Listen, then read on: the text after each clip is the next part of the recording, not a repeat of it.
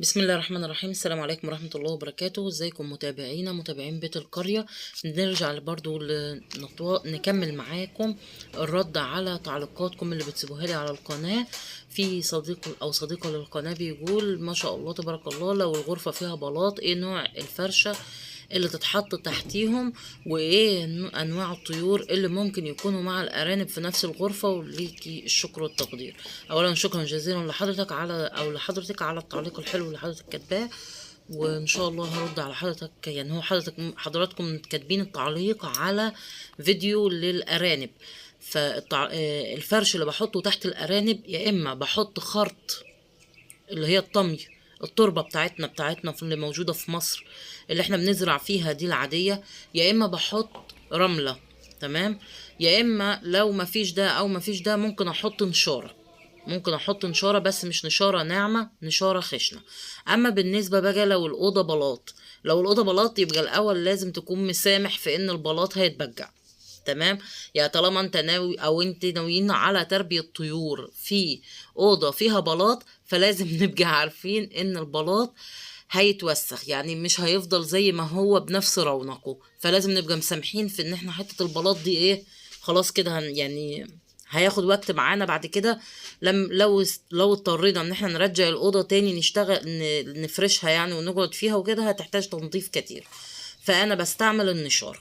بصوا انا اهو عندي البلاط بحط عليه النشاره، بجيب نشاره الخشب الخشنه، زي ما انتوا شايفين كده. نشاره الخشب الخشنه دي بجيبها من فين؟ بجيبها من المكاتب بتاعه تربية الطيور، لأن بتكون أرخص من إنك تشتريها من عند النجار.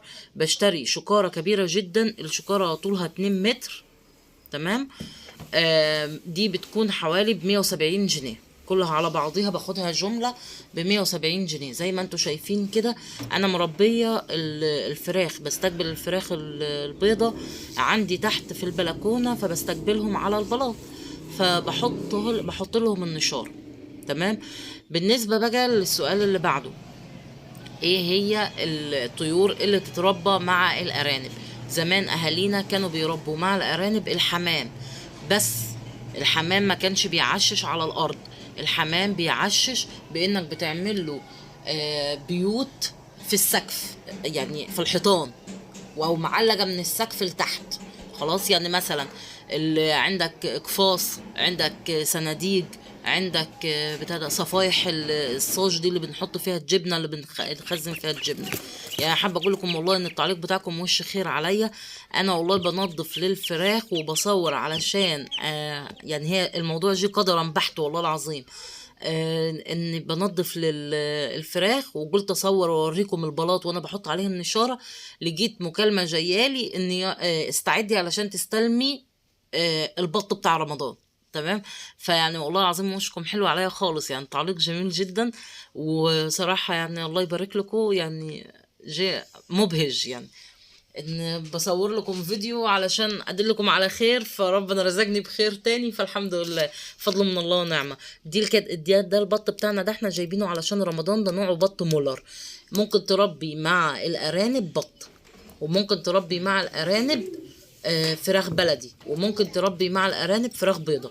لكن بص، انت لو عايزين رأيي الشخصي في حاجة، انا كأم وست بيت وعايزة حاجة انتج بي، يعني تجيب لي انتاج وتدخل لي دخل وتبقى كويسة معايا وتوفر لي في البيت، الفراخ البيضة. الفراخ البيضة والفراخ البلدي. الفراخ البلدي هتوفر لك ايه؟ الفراخ البلدي هتوفر لك البيض. تمام. بدل ما تشتري طبق البيض اللي اسعاره بتطير ده لفوق، ولسه جاي علينا الايام اللي جايه، بسم الله الرحمن الرحيم، ده استقبال البطال. ولسه جاي علينا الايام اللي جايه في البتاع ده، في ارتفاع الاسعار برضو في الشتاء. بيحصل ازمه في المزارع بالنسبه للامهات، بيجي بعد كده بيبقى في اصابه في الامهات من البرد ومش عارفه ايه. والسنه اللي فاتت كان في عندنا مشكله في موضوع البيض ده لو فاكرين، وحصل ان المزارع ما كانش فيها فراخ بيضة امهات تبيض، واضطرينا نستنى 6 شهور للتسكين، وكان البيض غالي جدا. تمام. وحتى لما بعد كده لما اتسكنت الامهات وفي فراخ بدأت تبيض والمزارع بدأت تطلع بيض، الاسعار ما نزلتش بتاعت البيض، نفس المشكله دي هنواجهها السنه دي. فانت ممكن تجيب الفراخ البلدي، سواء كانت بلدي بيور او بلدي هجين. فانا بفضل البلدي اللي هو المشعر، اللي هو ايه المشعر، منه بيبقى انتاجه ينفع للبيض وينفع لانتاج اللحم، يبقى بيمشي معاك بيض ولحم. خلاص. طيب شفتي وجعت مني ازاي؟ بسم الله.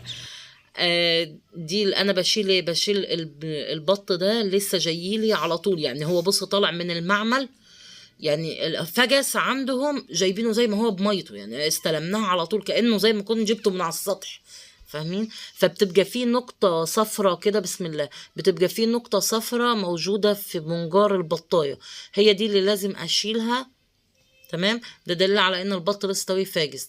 هي دي لازم اشيلها من بج البطايه علشان تعرف تاكل. ما انا ما اعرفش يعني ايه سببها، بس اهو يعني سبحان الله ما اعرفش ايه السبب في ان هي تتشال. يعني انا عرفت المعلومه دي من فتره يعني قريبه، ان لازم نشيل القشره دي، لو ما شلتهاش مش مشكله، يعني ما اعتقدش ان فيها حاجه.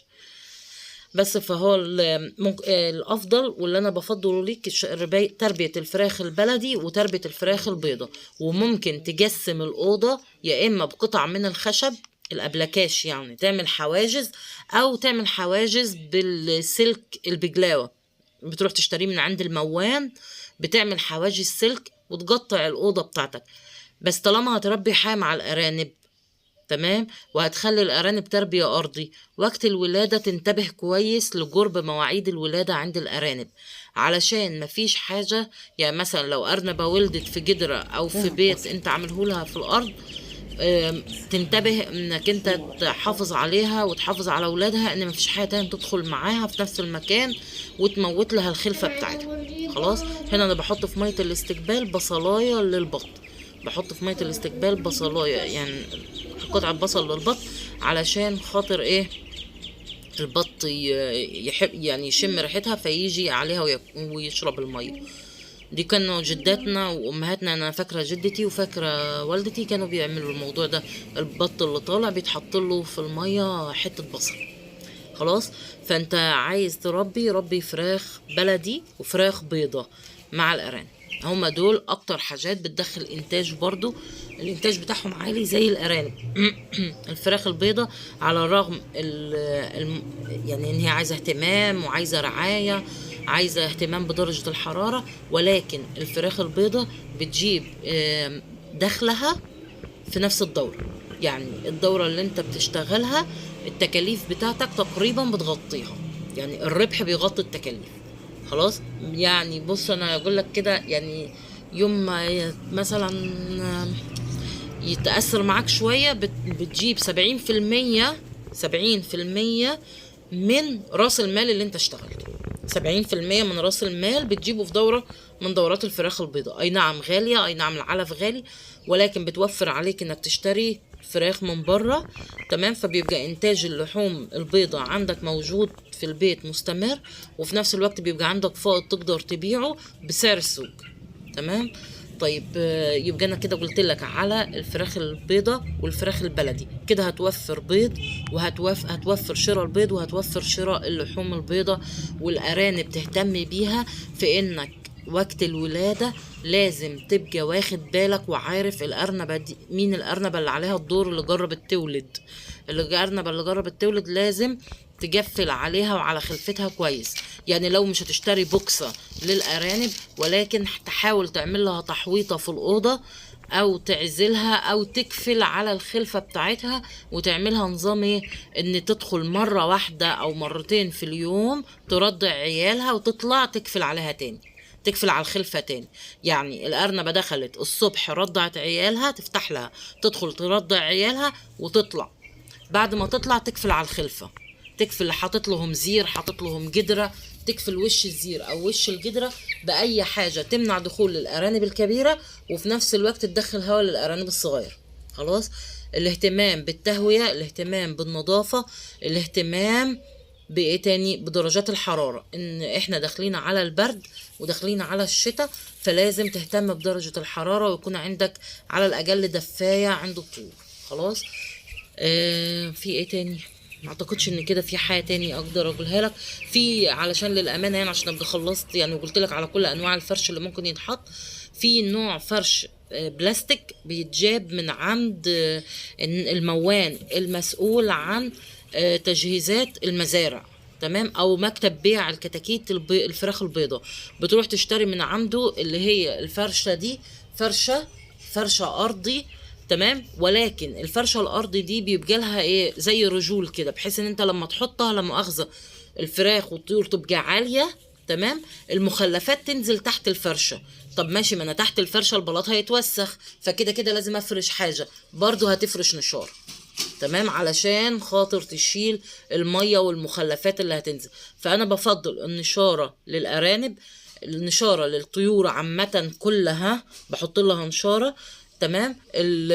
الرمل والطمي للارانب، والطيور تحط لها الطمي عادي، ولكن الفراخ البيضة بس مدلعة شوية، والنشارة بتبقى حلوة في انها بتدفي، يعني بتشيل الرطوبة اللي موجودة في الارض. خلاص. وكمان عندك الرطوبة بتبقى على الطيور كلها. مثلا احنا بنحرص واحنا بنربي ان ما يكونش الطير ما يسجعش رجليه، ما تسجعش. النشارة بتعمل كده، النشارة بتمتص الرطوبة اللي موجودة في الارض، خلاص، فبتخلي الطير يحس بالدفء كأنك معاك اطفال وفرش لهم سجاد. من الاخر البتاع ده اللهم بارك، النشارة بتعمل الشغل ده، بتعمل شغل انك بتدفي كأنك حاطط لأطفال صغيرين حاططهم على سجاد او موكيت. وان شاء الله باذن الله ربنا يطرح لكم البركه في التربيه اللي هتربوها وفي الحياه اللي هتربوها. ما تنسونيش بدعوه صالحه، وتكتبوا لي في التعليقات اذا عجبكم الفيديو، واشوفكم في فيديو تاني باذن الله بخير وسلامه، والسلام عليكم ورحمه الله وبركاته.